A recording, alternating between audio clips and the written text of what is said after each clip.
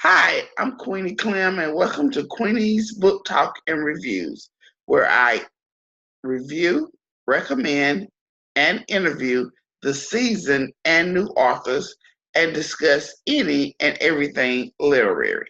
Today, I have the pleasure of speaking with Michelle Stimpson, national bestseller award-winning author of more than 40 books and 50 short stories, including Mama B series.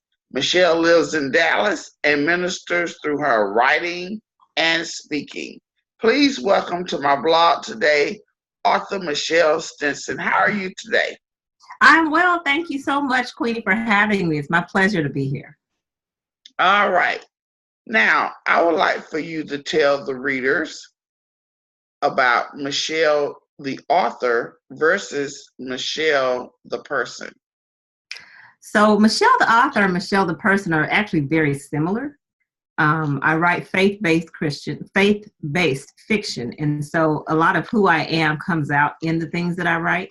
So there's not a whole lot of difference between the two. I think Michelle, the author, is actually a lot more focused because when I'm writing, like I'm on it. Like I've got this idea of where I'm going. Michelle, the person, is getting there. The older I get and the more, the more experiences I have, the more I realize how I need to whittle down things that don't align with my purpose and my focus. And so the Michelle, the person, is trying to be more like Michelle, the author. Okay. All right. Can you tell me about Miss Newman and how she inspired you? Okay, so Miss Newman was my sixth grade music teacher. And so we had, I guess they call it specials now in schools, but we had music. I don't think we had it every day. I think some days we had PE, some days we had computer or whatever. I don't think we had computer class back then. But anyway, so Miss Newman used to have a talent day where you could sing a song, you could dance. Just every 6 weeks we had like a day where we could do fun stuff. And so I started writing plays back then. It was sixth grade, and my plays were so serious. Like this was before I even knew about copy machines. So I would hand write out the script 7, 8 times, depending on how many people were in my play. And if you were in my play, like you had to be committed, like you had to rehearse over recess because we didn't have any more time other than recess. Whereas, we didn't have no car, we couldn't go, and we were all from different neighborhoods. So, and it was a play, it was a series called Big Sisters and Little Sisters, starring my best friend, Jill Miller. And it was such a creative outlet. And so I appreciate what she did with that. That was a great year. I had a great English teacher that year, my favorite teacher of all time, Miss Carlin. And so both of those ladies just really let me run free with my creativity. And it was a great blessing to be in that school that year. Oh, okay.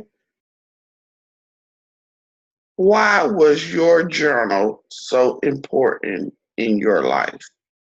So after that year, after sixth grade year, my mother had a really bad car accident a couple of weeks after school let out. And all of a sudden I became the mother to my 2 younger brothers. Now my mother, she made it through that, thankfully, but it took her years and years after that to kind of get back to herself. And because I'm the only girl and the oldest, all of a sudden I'm the mama. And my daddy was working 2 jobs to keep the family going. And a lot of stuff fell on me all at once at the age of 12 years old. And so, we didn't do therapy and all that kind of stuff back then. So I'm thankful that I just started keeping a journal and writing my thoughts and my feelings and all that. And I didn't realize that the Lord was using that to train me to just be writing all the time. And so that journal became my best friend. It became my therapy. And it was interesting because when I look back and read that stuff, it was a lot of narratives too. It would be like, well, I walked up to him and I said, blah, blah, blah. And then he said, and I turned around and told him, so I'm writing these stories. They're true, but it was such consistent practice for writing novels. And of course, being my journals, I wrote the whole thing in first person. So when I wrote my first novel in first person, And I got ready to write my second novel. My publisher said, well, writing it in first person is way harder than third person. Well, I didn't know that, because that's the way I had been writing for 18 years almost at that point. So it was such a training ground, and I'm thankful because, again, my mother was in and out of the hospital. My father was working 2 jobs. I didn't really have anybody supervising me, and it just became a keeper. The Lord just used that journal to kind of keep me, because it could have been some boy down the street. It could have been drugs. It could have been a lot of things that became my comfort in that season. And so I'm thankful that it was writing, because I know that there are other things that could have, been there for me, but it wasn't allowed to be. So I'm thankful. Oh, okay. Now tell us about the service called Right Track Academic Support Services. What is Okay, that? so I used to be a classroom teacher, and I was working at an inner city school, working in Dallas ISD here in Texas, and I was working with kids who did not like to read. Well, I shouldn't say did not just that they didn't like it. They were struggling readers. So these are freshmen, sophomores who might have been reading, some of them on third, fourth, fifth grade level. And so I wanted them to read the classics, of course. I wanted them to read, Romeo and Juliet and the things that I love as a literature person, as a literary, scholar. But that was not what they were trying to read.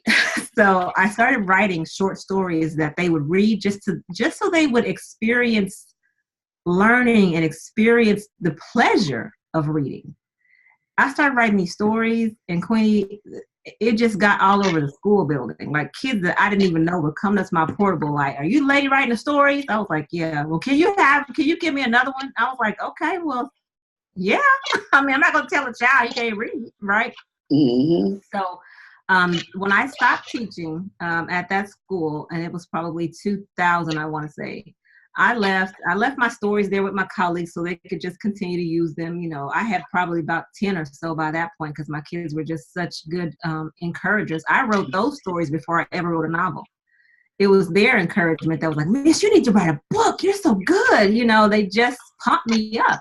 At first, I didn't even tell them that I had written the stories, because I was like, what if they don't like them, But anyway, so when I left teaching and left them with my colleagues, one of my colleagues said to me, "Michelle, we are still using these stories," like 2 or 3 years later after I left. She said, "We're still using these stories. And if you don't sell them, if you don't put these online and sell them, I will, and you can sue me later."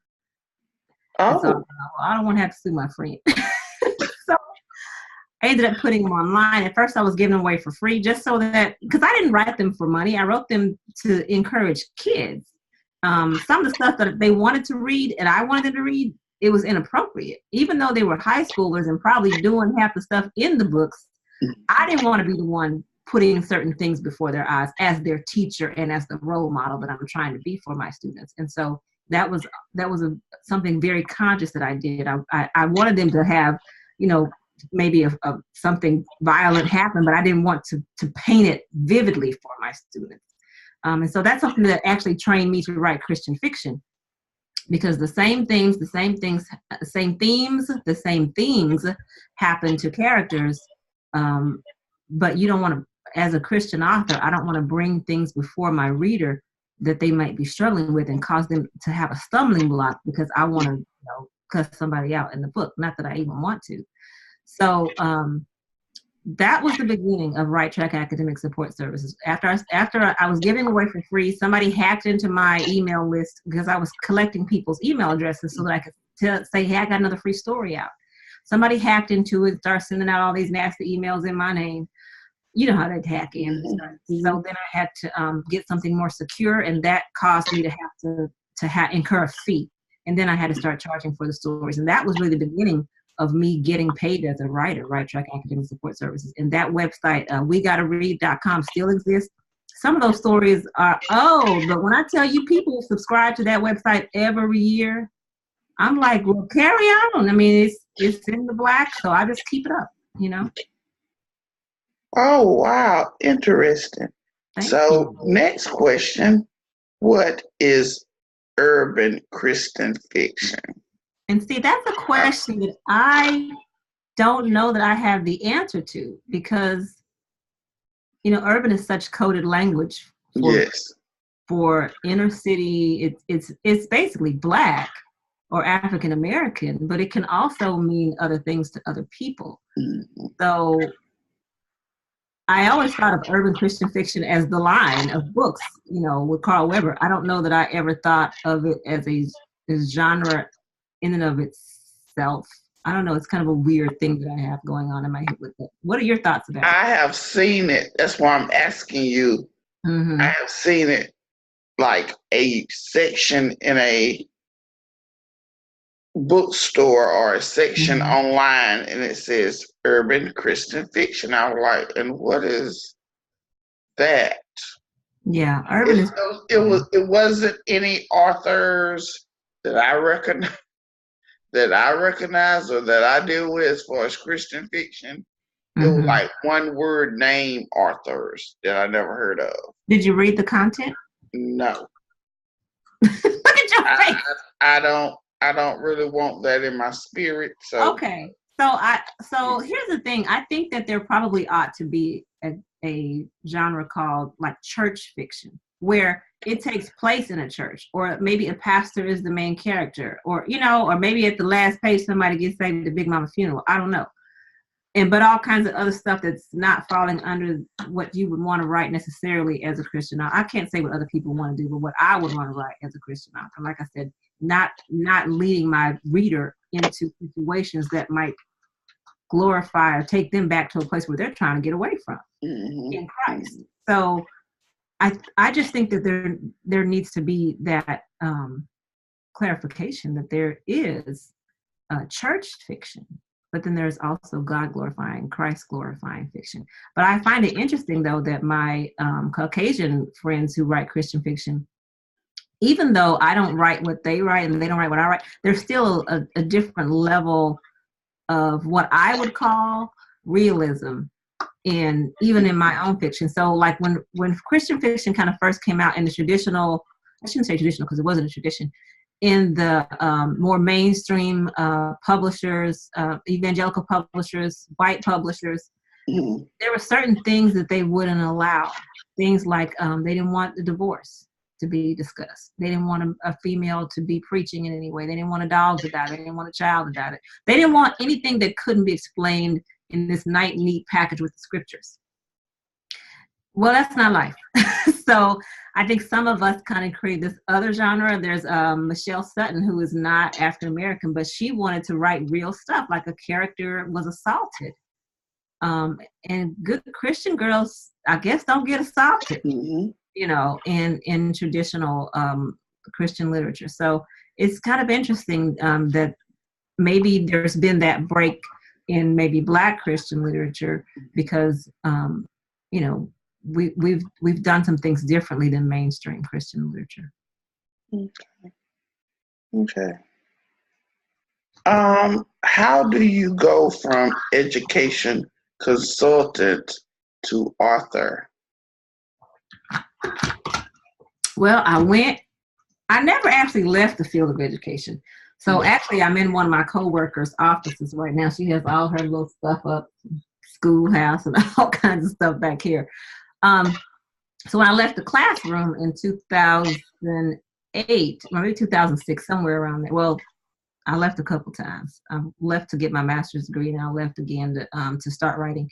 But even when I was writing, and I could not write and work full time, and 9 to 5 full time, and be a mom, and be a wife, and have a dog. I mean, it was just like too much. Now I know there are other people who say they do all of that. I believe I was doing it, but I wasn't doing it well. And so, and I had two little kids, and I want to stay married to my first husband, right? So something had to go. And so I left my job as a full-time consultant at a company called Region 10, and then started just consulting with them part-time. So that was kind of my part-time life for about 11 years. Last year, so here's what's been cool about it. It's like I'm writing, but my degree is in English, writing, that kind of thing. So when I go out to do a workshop with teachers about writing, I'm not only talking about writing from what I know in the textbooks, but I'm also talking about myself as a writer, as a career author. So it was wonderful how God worked the whole thing out. So And last year, a grant position came open at this same company, a 2-year grant, and it was just a perfect fit for what I am, what I stand for, where education is going. My kids were gone. It was it was a nice gig. It paid well. It was very flexible. And so it just fell in my lap. And so 2 years, it was about a year and a half ago now, maybe, I don't know, 14, 15 months at this point. And so I have to decide if I want to continue to work full time at the end of this 2 years, because getting up every day and putting on clothes and combing your hair, I don't know. And I live a pretty good piece from this office, even though I don't have to come every day. Traffic in Dallas is like wild. Oh. It's wild.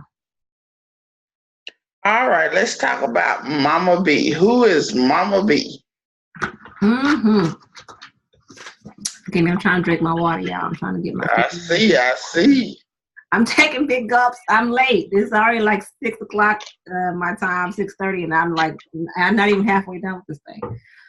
So Mama B really is a mixture of my grandmother, Dorcas Ruth Williams, and a lady at my church. I can't even think of her name now.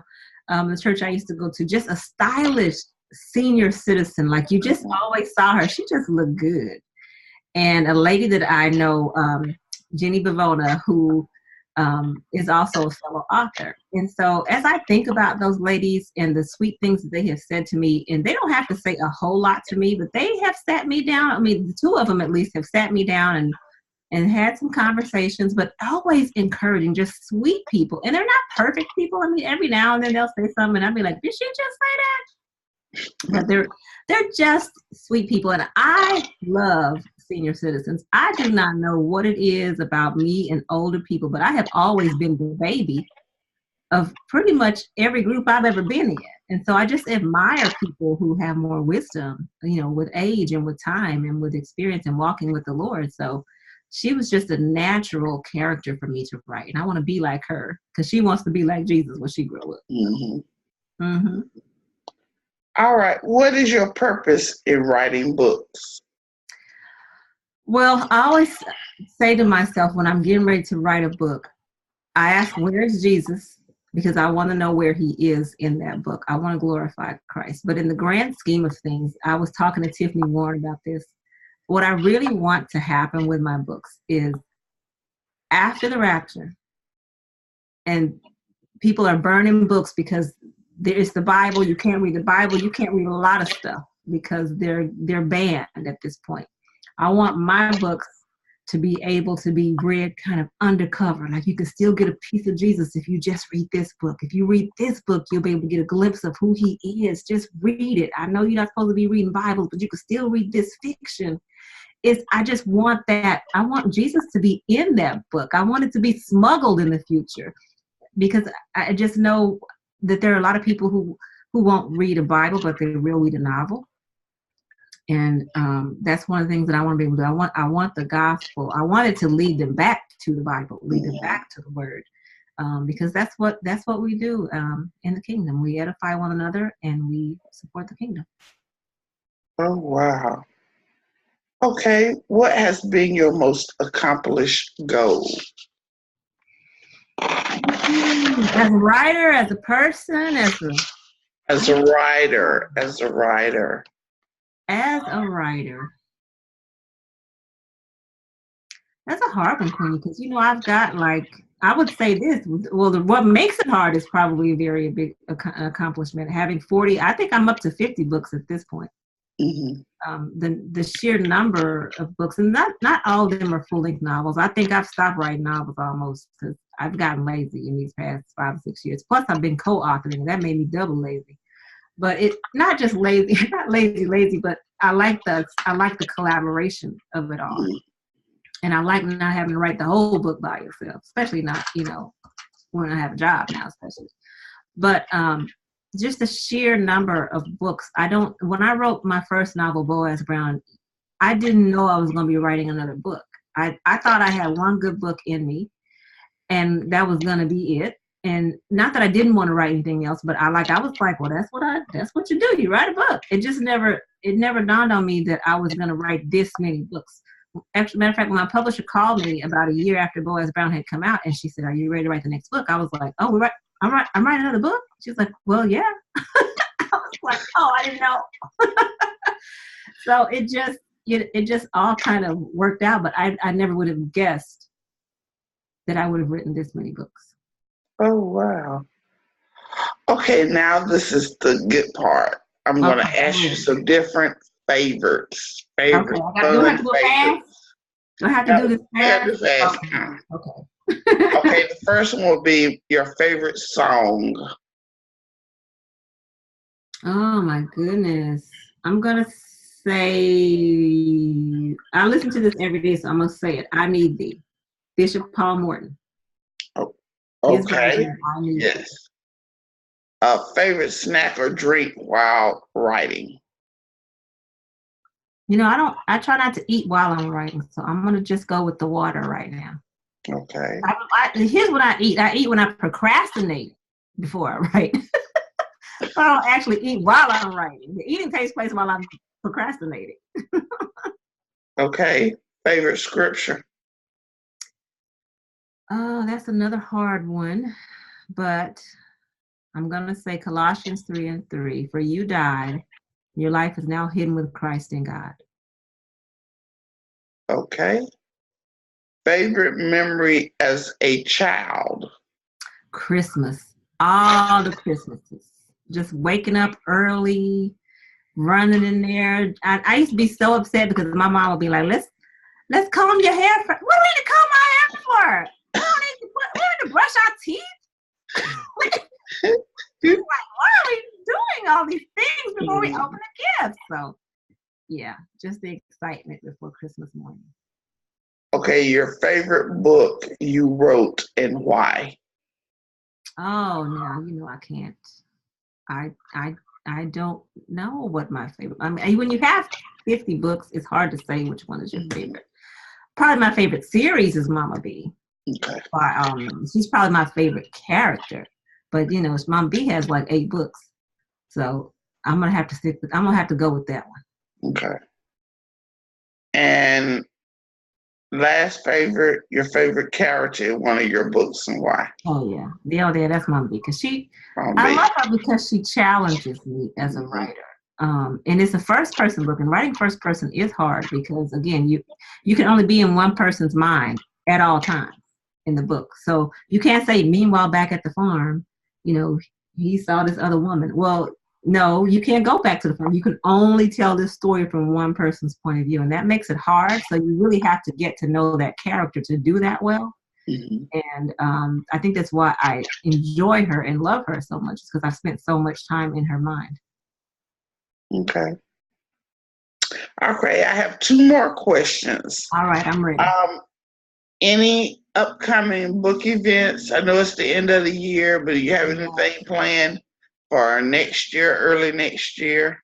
Actually, I've got not events, but some titles coming out. I'm actually moving more into online courses and things. So I have a wives course coming out. Ministering to wives is like my other big, huge passion. So I have an online course coming out for that. Books coming out.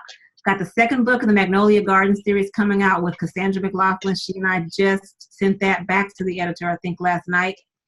I'm actually co-authoring something with a young lady named Gina Phillips Johnson. You may remember her she wrote some things in some stuff with Brown Girls in some of their anthologies.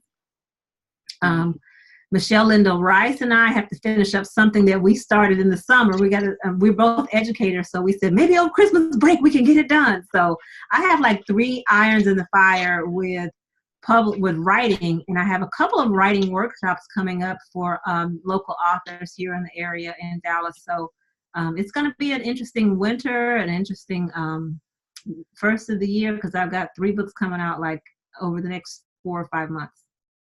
Yeah, I know about the collaboration with Linda Rice. I am so, let me breathe.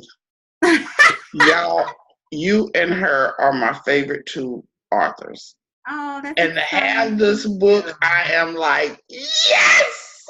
Well, Michelle, here's the thing. I lead a very boring teacher's life. Right? I'm not even a teacher. I just get to work with teachers. Mm-hmm. So, like all my people that I write with, they are around more drama than I am. So they bring the drama. I'm like, no, you can't do that. She's like, yes, do it. So, Michelle, well, Cassandra likes to kill people. Michelle likes people to talk crazy to people. I don't know what to do with these people. Oh, Uh-oh. also my this year I made a movie and we're trying to get that one sold. So hopefully in the near future we'll be able to tell y'all some more stuff about Deacon Brown's daughters. That was my next question. What's Mm-hmm. the next move for Michelle? I had told myself that when I got to be 50, I'm not 50 yet, but when I got to be 50, I was going to be making movies. Mm-hmm. So I started that early, but making movies is a lot of moving parts. It's a lot of work, and it's a lot of being outside the house. I really am a homebody. I really truly am. So I'm not saying I won't ever make them. I'm sure Cassandra's going to sign me up for the movie because we have a company, Big Faith Production. So I enjoy different aspects of making a movie. But I do see myself moving into online teaching because, so many people are always in front of their screens. People, even when they're at church, they're in front of their screen, right? Mm-hmm. So if we want to reach our young people, we have to reach them where they are. And the Lord has just given me a whole lot to share about the fine art of being a wife, even for those who are not yet wives. There's a lot of stuff that we want to think through because I've been married 25 years and the Lord has just given it to me to share some things I've learned. I'm married to a difficult person. He would agree with you. I think I might be difficult, but I'm married to a difficult person. My marriage is I think everybody gets one relationship where they really get a chance to grow in love and experience how to love hard and love strong and to continue to love somebody even when they be tripping sometimes. And some people that they get that chance with their children. Some people get the chance with their parents. I got that chance with my husband, and that relationship has grown me and grown him so much. And so I'm thankful that the Lord has kept us together, and that He's going to use me to share that wisdom with other people. Mm-hmm. Well, I want to thank you. But before we go, would you like to tell the readers how they can get in contact with you? Yes, where they can get your books. MichelleStimpson.com, MICHELLE. Let me write this down for y'all. Stimpson.com is my actual website. And then I'm also on Facebook, Michelle Stimpson. What kind of teachers don't have our papers ready, right? Mm-hmm. There you go. You got it? Yes. All right. So .com, you can find me on Facebook. Michelle Stimpson. The Michelle Stimpson fan page is probably the best place to get me. I think I might be out of room on my other stuff. I don't know. But just keep in touch with me there, and you'll find out everything you want to know. Thank you so much for having me, Queenie. I appreciate you. Thank you, Michelle Stimpson, best-selling author. Thank you. And again, this is Queenie with Queenie's Book Talk and Reviews. Have a blessed evening. Goodbye.